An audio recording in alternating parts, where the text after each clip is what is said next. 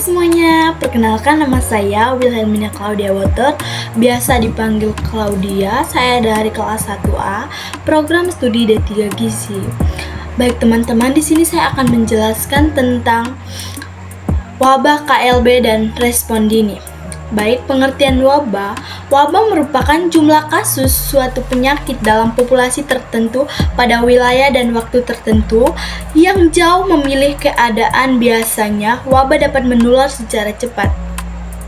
Contoh wabah adalah flu burung dan COVID-19 pada awal penyebaran.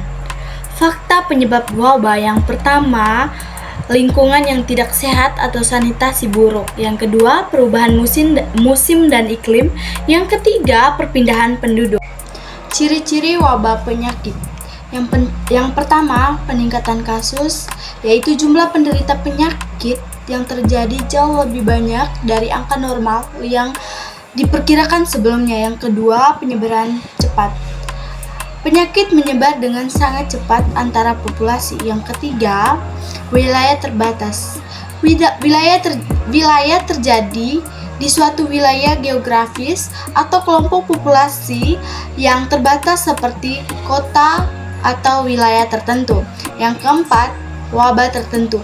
Peningkatan kasus ini dapat terjadi pada musim tertentu atau dalam periode waktu yang sangat singkat. Cara penanganan dan pengendalian wabah. Penanganan wabah penyakit yang membutuhkan upaya komprehensif yang melibatkan berbagai pihak. Beberapa langkah dalam pengendalian wabah antara lain: yang pertama, deteksi dini dan pelaporan kasus. Yang kedua, isolasi kasus dan karantina kontak massal. Yang ketiga, pengobatan kasus. Yang keempat, vaksinasi massal jika tersedia vaksin. Kejadian luar biasa atau KLB. Penyakit KLB atau kejadian luar biasa adalah munculnya suatu penyakit menular atau kondisi kesehatan tertentu pada suatu daerah dalam jumlah yang meningkat secara luar biasa atau tidak luar biasa dibandingkan biasanya, atau munculnya penyakit sebelumnya tidak ada di daerah tertentu.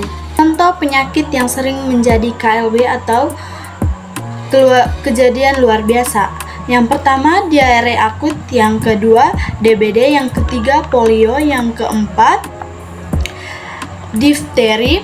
Yang kelima, hepatitis A. Yang keenam, COVID-19 pada awal munculnya dikategorikan KLB. Respon dini. Respon dini adalah upaya cepat dan tepat dalam mendeteksi, melaporkan, dan menindaklanjuti potensi wabah atau KLB, kejadian luar biasa, sebelum menyebar luas. Tujuannya mencegah penyebaran penyakit, menekan angka kesakitan dan kematian, memberikan perlindungan kesehatan masyarakat, meminimalisir dampak sosial, ekonomi, dan psikologis. Contoh respon dini: yang pertama, COVID-19, yang kedua, DBD, yang ketiga, diare akibat air tercemar.